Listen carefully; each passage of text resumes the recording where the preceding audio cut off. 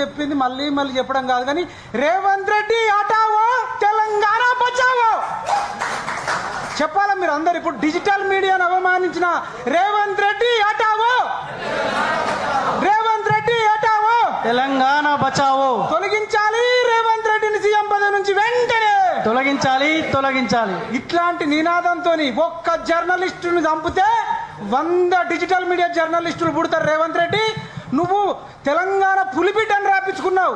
నువ్వు తెలంగాణ పులిబిడ్డ కాదు, నల్లమల పులిబిడ్డ కాదు, తెలంగాణ పిల్లివని నల్ల పిల్లివని ప్రకటిస్తున్నాం. నీతో అయ్యేదేంది పోయేదేంది? ఓ పాటలు రాపించుకుంటావు వాళ్ళతోని వీళ్ళతోని.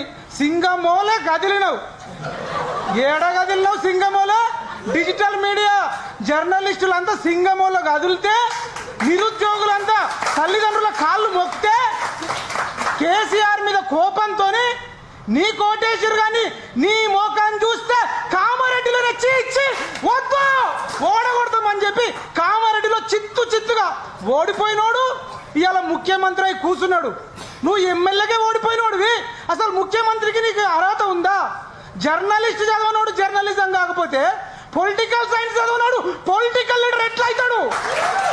అడుగుతుంది తెలంగాణ, అడుగుతుంది డిజిటల్ మీడియా. ఇవాళ ఎవరికి కష్టం వచ్చినా